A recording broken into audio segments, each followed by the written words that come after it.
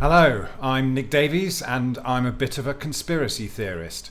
And for most of you watching this, you'll already be well aware that any capitalist democracy is simply a corporation with the main aim of making profits for its country's treasury. And it does that by collaborating and colluding with other corporations to sell products and ideas to usually an unwitting general public. This is the real way the world works. You don't have to be a conspiracy theorist to know this and see this for yourself. Unfortunately, most of the time, people read headlines like the one we can see here, and they believe it is a result of pressure that they, as the general public, might have put on the Prime Minister to solve the problem that is currently faced. And of course, most of us will understand that this is a problem reaction solution situation that has been very well planned in advance, but would appear to have this kind of organic process that would lead us up to this point that we have now, where we have the Prime Minister of Britain, Boris Johnson, promising to unveil a vaccine passport trial starting next month in the UK in theatres and stadiums before being rolled out to restaurants and pubs.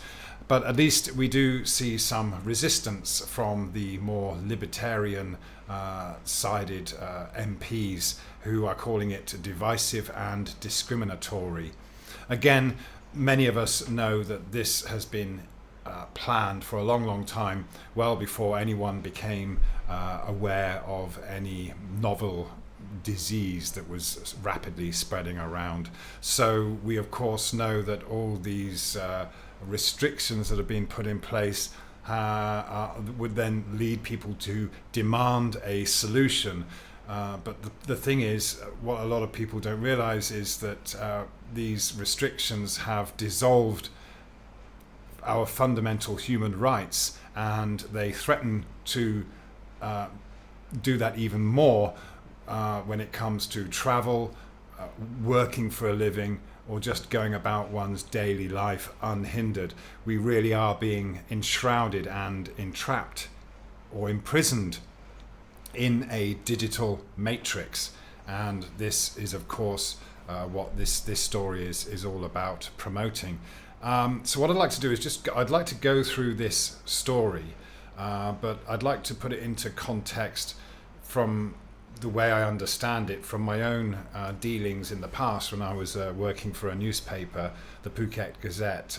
So I want to just highlight this story here, and this will kind of give a bit of background to how one knows these things operate in real life when it comes to government and corporate entities.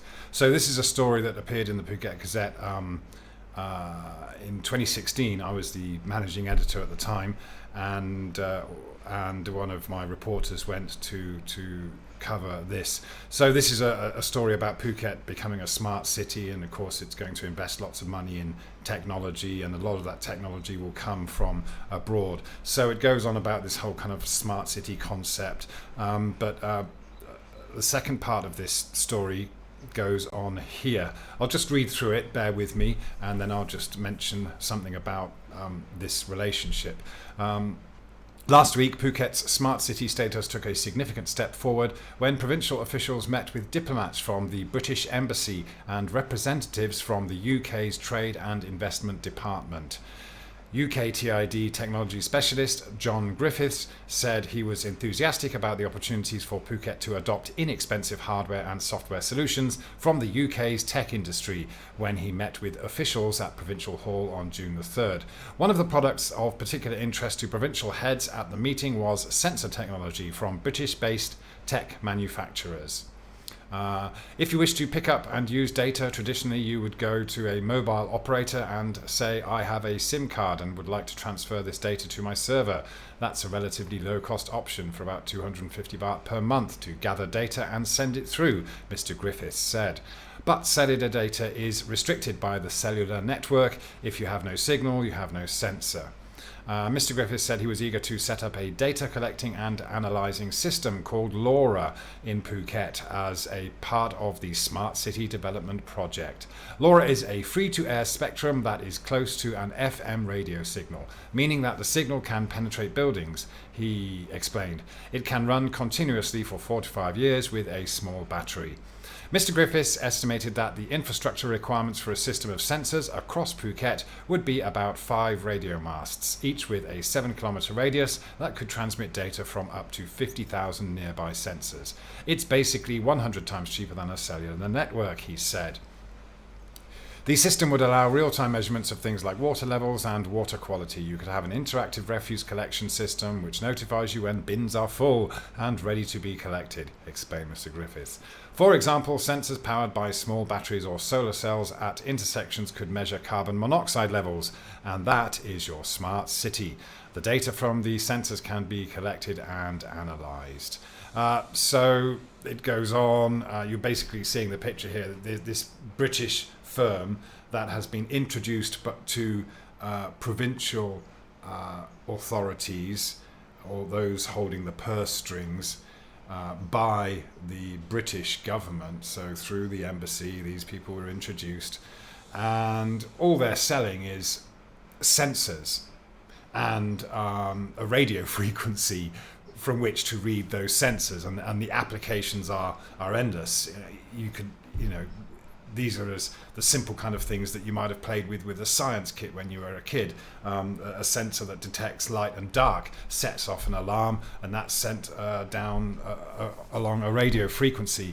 It's actually quite simple technology, but of course the idea is being pushed as something very innovative and new. It really just depends how you would imagine you might not want to use it. So all these different people of influence in Phuket were kind of interested. Oh, I can use that to check water levels or flood pollution, flood prevention, and like I said, traffic lights or whatever, power supplies, these kinds of things. Of course, they would all require money to pay for this, and various people would benefit. Their friends would benefit from being the companies that were contracted. So it really is all about contracts. Now, I received one of the business cards from this guy that was mentioned just now.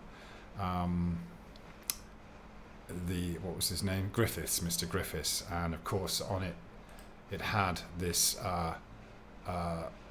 this emblem here, the UK trade and investment emblem, the government emblem. So, here was a commercial project that would make money for those who were privy to the deal, and it was, it wasn't open to any kind of bidding process. It was just like, here you are, here are the guys that can implement this for you.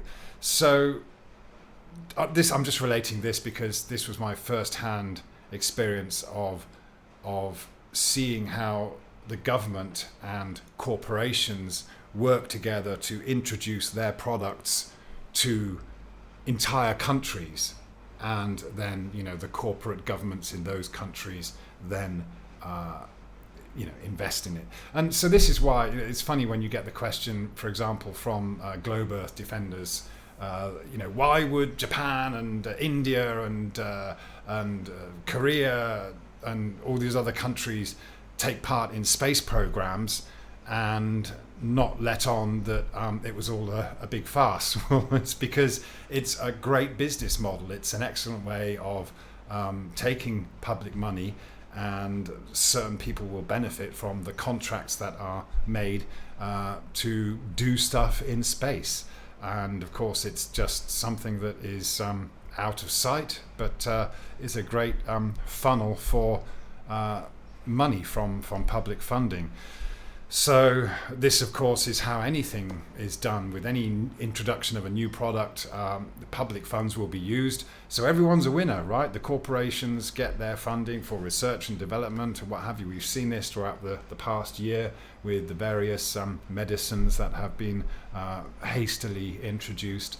And so now we have these vaccine passports. And of course, what the government needs in order to do this is a corporate friend or a tech firm that will partner up with to introduce this with. So let's just highlight that in the story here, and we'll have a look at the tech firm that's going to be rolling out this vaccine passport trial.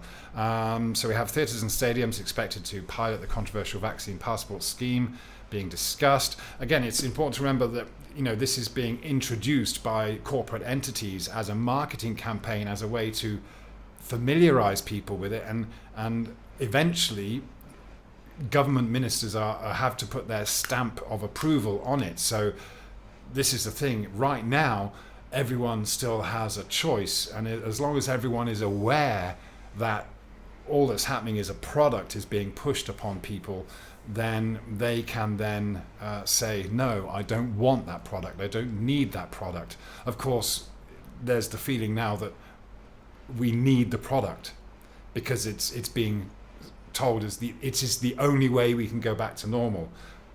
This is, the new normal they've been talking about. We all know about this. We've all been warning about this, and we've all been warning about this corporate control of our lives. Personally, I wouldn't be bothered, and a lot of us wouldn't be bothered if these corporations were just selling things like they do cereal and not insisting that everyone has to eat a bowl of cereal in order to go to work. It's up to you what you eat. But here, it's being put in place that it's not up to us what is injected into our bodies in order for us to carry on our daily lives, to earn a living and to travel. So the thing is, if we agree and we acquiesce and we allow it to happen, well, we've waived our right to defend our human rights. And this is the problem. This is why this whole thing is so very different and more pressing to address than many of the other issues that we are faced with. Ultimately, it's down to the individual to have that responsibility, but we, at the same time, we have to create this awareness among those who don't get it yet, that they are being herded and shepherded into this acceptance of something that is really only being pushed upon us for corporate profit, not for our health benefits. But of course, that's how it's being sold. So COVID-19 passports could also be used in pubs, restaurants, nightclubs and cinemas to show who is protected. Pilot scheme will begin after work on an updated NHS COVID app is completed. So this again is very important. Of course, this was introduced, as many people pointed out, the contract to develop the apps was done a long time ago, and this has been constantly updated. So of course, a lot of people have already accepted the NHS app. They've registered, their phone number, their address, their details are already in there. They've already connected to this aspect of the matrix. And so after that it is completed, that will show vaccine status as well. So this has all been planned all along, and we'll see some of that evidence in a second. And their introduction is certain to trigger political row, with MPs issuing a joint statement against the passports. Well, good. At least they are waking up to that. Trials of the vaccine passports could begin as soon as next month. The Mail can reveal. Another thing to kind of point out before I forget on this whole thing that's really occurred to me is that, of course, Britain has been a huge focal point for this whole thing, but it is Britain that is developing the tech and is developing the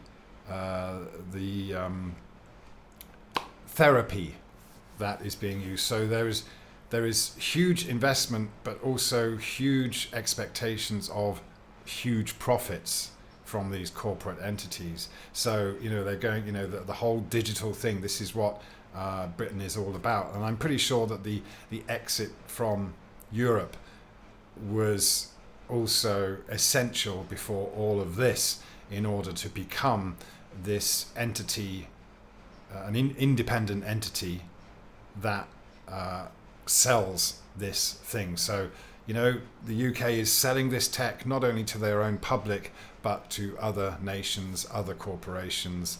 They're really going worldwide with this, with everything that's connected to all the products that are being sold and introduced because of this. Okay, the plan is signed. Boris Johnson will give vaccine passports the go-ahead on Monday, when he is due to report the interim results of a study led by Michael Gove. So, isn't it insane, really, that we've got these politicians who are most definitely working with corporations to implement policy and bring it about. But again, we still have the choice. It really depends on whether we just acquiesce and roll over and let it happen, or enough resistance is put up. Okay, so this threatens a major headache for the Prime Minister if he needs legislation to bring the scheme in. Again, this is probably an important point. Yes, he would need legislation, I should imagine, unless, again, something is rushed through in a kind of fervent, fear-based drive. Yeah. Okay, so here we go. This is an important point as well. The Mail can also reveal that Mr. Johnson's roadmap for lifting almost all restrictions by June 21 could now be dependent on a functioning vaccine passport program. Yeah, so this is not news to most of us that really understood what's going on here. It's just quite predictable that it would do that. This let up, this freedom they're giving to people is going to be short-lived. It's a taster. The vaccine passports row exploded last month when ministers confirmed they were considering the idea after a string of denials. But of course, he'd been denying it all along, but we'll see that these things have been planned way before the pandemic was even public knowledge. So let's have a look at. It's interesting that they're talking about the FA Cup and the Football League having to adopt these for their big crowds. And it says here that attendees of these events, snooker as well, will have to take a COVID test and another after the event to register any infections. The Brit Awards as well. If you're the kind of person that really craves going to football matches or doing all those kinds of things that have been given to us as our entertainment, then you will maybe demand, or you will maybe acquiesce, but maybe this is a time for people to say no. And these organizations, if they are faced with people not adopting the technology on principle, then they will eventually have to give it up as well. But at the moment, we've got the appearance that all these people are in agreement, and you see corporation. That's the thing. Whether it's the airlines, the whatever, these large corporations, they've all jumped on the bandwagon and felt they've had to go along with the narrative and introduce these things and say, "Oh, I won't. We won't accept customers unless they've got this." Well, wouldn't it be great to just not give them the business, and when they start going out of business because of their idiotic demands, then they will have to bow to that rather than us bowing to their demands. It's really as simple as that, and we have to make sure that we have a voice or not just voting with our wallets, not just our voices, yeah, but just without doing business with them. And maybe this is the divide that's coming. Maybe you'll have those corporate entities that if you want to be a part of them or use their products or be a customer, then you have to do this. But again, where does it stop infringing on human rights to travel and work? Yeah. So it goes on here that there is growing concern about the idea requiring people to produce evidence of their health status to carry out everyday activities such as going to the pub or even the office. Yeah, of course, we can see that this is coming. We can see that, for example, a lorry driver or whoever you might be or wherever you want to work, it may become mandatory. And of course, this is again an infringement of human rights. I mean, considering all the little things that people are arguing about now are discriminating against race or religion or gender. If everyone's up in arms about these things, they should be up in arms about healthy people having to compromise their health and risk injury or even death just to have this agenda fulfilled. So what I would like to do now is just go to this story here, which I also see in Thailand, in the Tiger. Monk dies after getting COVID-19 vaccine. 3 others treated at the hospital. So, a 70-year-old monk died the day after he was injected with the COVID-19 vaccine, while 3 other monks at the same temple, Wat Sampan Tawong, in Bangkok, were taken to the hospital sometime after being injected with the vaccine to be treated for a high fever. One of them complained of chest tightness and difficulty breathing. COVID symptoms after getting a vaccination. So medical examiners will do an autopsy of the deceased monk's body to determine if his death is related to the COVID-19 vaccine. Health officials did not say which vaccine the monk received, but a report from the nation Thailand said the AstraZeneca vaccine is administered to monks of 60, while the Sinovac vaccine is given to those 18 to 59 years old. And of course, Thailand is a friend of the UK, and countries are usually friends, just as the countries that are doing space exploration together or sharing these technologies are friends, because they are business partners. Yeah, that's really what this is all about. It's just people making money together. Yeah, at the cost of health, freedom, and lives. Quick story here, I won't read through it, but here's just an example of innovation that was imagineered. Wales-based firm develops COVID-19 test companion app. So yeah, I mean, these guys that create digital technology, and of course, this person, whoever he is, I'm not going to read the story, probably doesn't have any nefarious intent, but he obviously sees an opportunity to make money, and lots of it, because once you develop an app and it's sold to a government corporation to be used by millions or billions of people, then voila, you've made your fortune. Job done. But that's one tech company that plan to, and here's this is in the Philippines. Tech firm develops contact tracing app. Okay, so this is a technology company in the Philippines. Oops. That was in 2020, June 2020. Okay, so yeah, you've got this company there. An app enables each user to do an in-app health awareness scan, facial biotechnology scan, etc. So there's that, and we have Apple and Google. So it's not just Bill Gates that's going to be profiteering from this. It's all of these guys that are intrinsically involved in our everyday lives. So Google and Apple, all right, taking a piece of the pie. Now, here we have in this story, ticketing business news. UK tech firm develops COVID-19 passport for sports venues.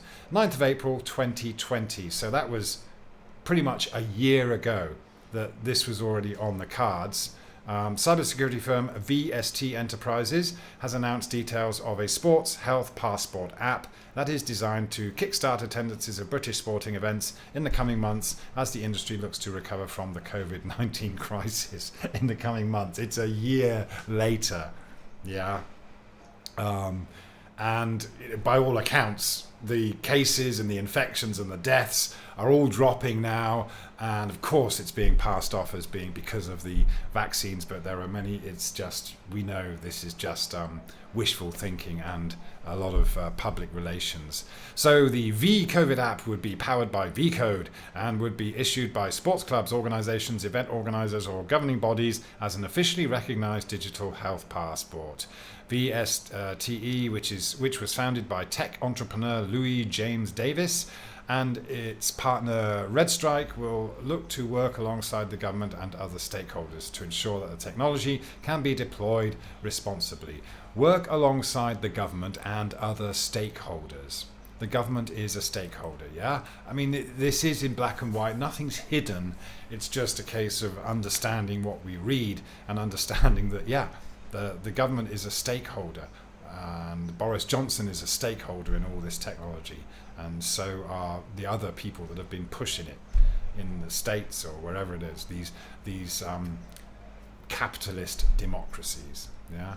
So VST Enterprises, here's a story that dates back to the 4th of July 2019. So we're talking, about 2 years ago. VST Enterprise is selected for public procurement. This is where the NHS app connection comes in. Manchester, England.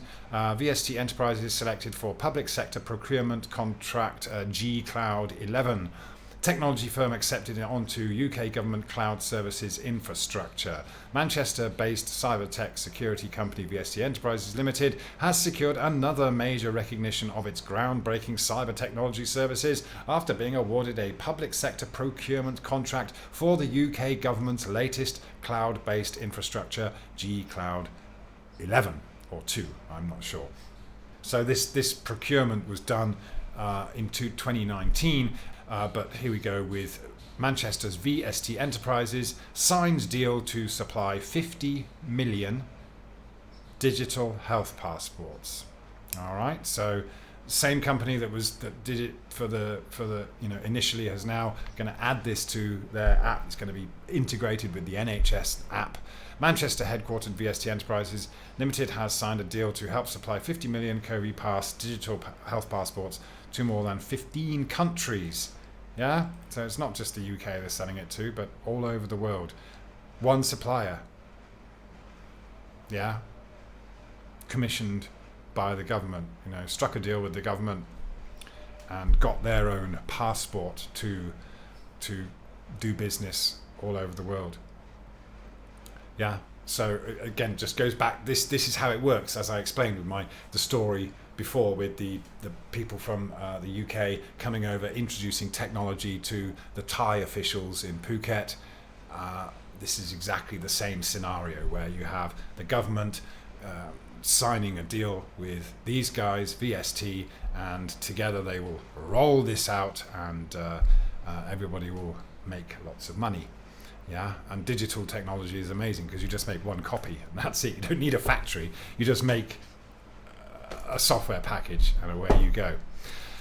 So 50 million COVID Pass digital health passports to more than 15 countries. VSTE's V-Code and V-Platform technologies will be integrated into the COVID Pass following a deal with digital health technology firm Circle Pass Enterprises. Orders will be shipped from next week for the first phased release, which is to both the private sector and governments in countries including France, India, the US, South Africa, Mexico, and the United Arab Emirates. So again, there might be stories about these people arguing, but they're all doing business together. This is it. I've just, it makes me think back to when Bill Clinton went and sat and talked with the then Russian Prime Minister, and was it Boris Yeltsin? I can't remember, to be honest. There's that famous picture of them two sat on chairs facing away from the press, looking over some hills in Russia. And of course, what they would have talked about is the deals. Russia went from being a communist country to a capitalist country. And how was that done? It was done with business deals. They opened up and okay, great. You know, people have got jobs, they've got livelihoods, there's money and all that stuff. But this is it. At what cost? At what cost? Now, that, you know, that initial drive for capitalism gives people a certain amount of freedom, the freedom to buy stuff, yeah, and become a middle-class citizen, get your house, get your car, and send your kids to a private school and all these things, get educated and really get integrated into this system. But then, then it gets to the point where we are enslaved by it and we are restricted. Those freedoms get taken away. You know, all of a sudden we can afford to travel, but we can't unless we get a health passport. Yeah.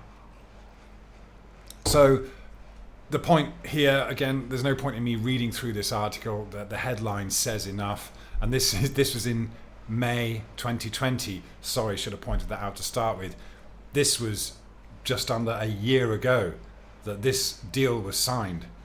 Yeah. So here we have Boris only now admitting, after months of denial, almost a year of denial, that there were plans to introduce a health passport, when these deals were signed with VST and the government long time ago, back in May 2020. Yeah. So this is just another piece of evidence that anyone can look at, anyone can find. Don't be a conspiracy theorist, just be an investigator, be scientific, look into it, and you'll find out for yourself. This is what we say about all these subjects. And so it is up to us to research what we accept and what we allow to become our reality. And it is a constant battle. It's because we're always battling against corporate interests, controlling our lives. Yeah, it's a double-edged sword. It's, you know, commerce, trade is good. It can be very healthy. Ideally it benefits all parties. But this isn't benefiting anyone, is it? And except a few. It's not for the benefit of the public, but of course it's being sold like that. Yeah, and that goes for any government-backed scheme, even those ones, or even the ones that are designed to be kind of for public safety.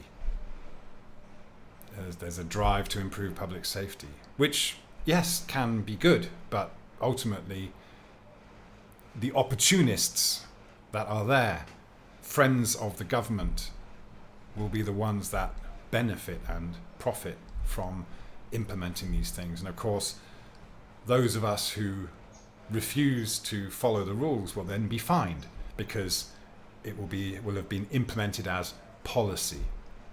And there we are once again enslaved. So hopefully that's some more food for thought and something you can maybe just share. I'll put the links in the description and you can share those posts with other people and say, hey, told you so. But that's really not the way. That's not the point. The point is to just, try and just create more awareness of what's actually going on. Thank you very much. Click subscribe and the bell icon if you'd like to receive notifications of new videos from Phuket Word.